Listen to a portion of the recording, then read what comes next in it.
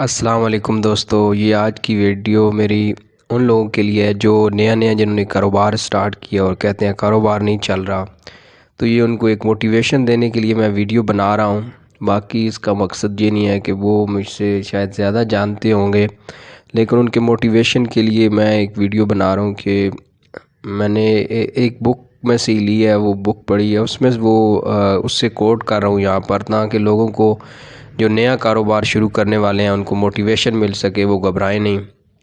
تو میں ان کو بتاتا ہوں کہ اس میں ایک کتاب میں واقعہ کوٹ کیا گیا تھا کہ کہیں وہ انگلش مصنف کی کتاب ہے جس کا اردو ترجمہ بھی ہے،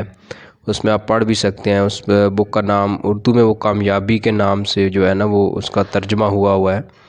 تو آپ اس کتاب کو پڑھ سکتے ہیں۔ اس میں لکھا ہوا تھا ایک واقعہ کوٹ تھا ہمارے موٹیویشن کے لیے کہ ایک دور دراز علاقہ تھا جہاں سے مین روڈ گزر رہی تھی، اس کے ساتھ لنک روڈ تھا، اور لنک روڈ کے پاس چھوٹا سا ولیج یا ٹاؤن کہہ لے، ادھر سٹور بنایا ہوا تھا، دو میاں بیوی تھے انہوں نے،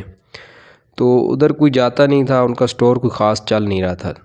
تو جو ان کا مین روڈ تھا، جو بڑا روڈ تھا، وہاں سے لوگ گزر کے آگے کچھ خاص علاقہ تھا سیر و تفریح کے لیے، جس طرح سمجھ لیں کہ ناران کاغان جاتے ہیں لوگ تو کسی مین روڈ سے گزر رہے ہیں، سائڈ پہ کوئی گاؤں ہے،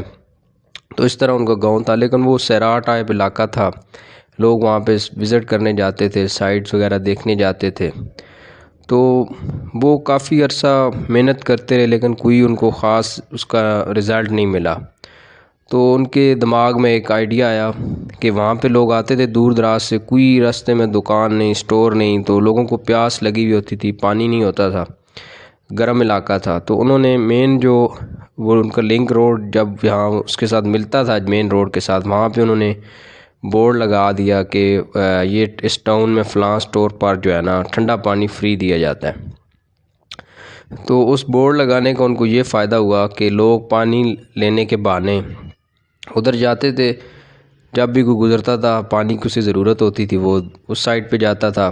کوئی چلو چیز نہیں بھی لیتا تھا، کوئی لیتا تھا، لیکن آہستہ آہستہ لوگوں کو پتہ چلنا شروع ہو گیا کہ یہاں پہ ایک سٹور بھی ہے، تو وہ جب بھی سفر کے لیے آتے تھے وہ پھر اسی امید سے وہ شاپنگ یا کوئی کھانے کی چیز جو بھی وہاں سے آ کے لیتے تھے کہ وہاں پر سٹور ہے تو ہم وہاں سے لے لیں گے۔ تو ان کا سٹور جو ہے نا دیکھتے ہی دیکھتے ایک